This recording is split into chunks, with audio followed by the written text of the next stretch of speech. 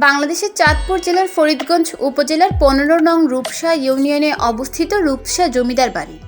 এটি প্রায় ২৫০ বছর আগে বংশাল গ্রামের বর্তমান খাজুরিয়া গ্রামের হিন্দু জমিদারদের জমিদারির পতন হলে ব্রিটিশদের কাছ থেকে এই জমিদারি কিনে নেন রূপসা জমিদার বাড়ির প্রতিষ্ঠাতা।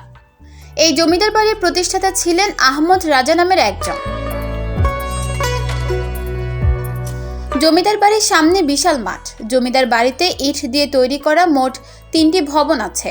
এর মধ্যে একটি হচ্ছে মূল ভবন, আর একটি আছে মূল ভবনের বাম পাশে এবং আরেকটি আছে মূল ভবনের পেছনে। এছাড়াও আছে ঢেউটিন দিয়ে তৈরি করা 3টি ঘর। জমিদার বাড়িতে ঢোকার পথে ডান পাশে আছে জমিদার বাড়ির মসজিদ এবং জমিদার বাড়ির কবরস্থান। আর ঘাট বাঁধানো আছে একটি বিশাল পুকুর ও জমিদার বাড়ির প্রবেশদ্বার। দেশের অন্যান্য জেলার বেশিরভাগ জমিদার বাড়ি অযত্ন ও অবহেলার কারণে প্রায় ধ্বংসের মুখে, কিন্তু এই রূপসা জমিদার বাড়ি এখনও প্রায় আগের মতোই আছে। রূপসা জমিদার বাড়িতে প্রবেশ পথে একটি গেট রয়েছে, ভেতরে একটি মসজিদ, জমিদার পরিবারবর্গের একটি কবরস্থান, একটি কাচারি ঘরও রয়েছে।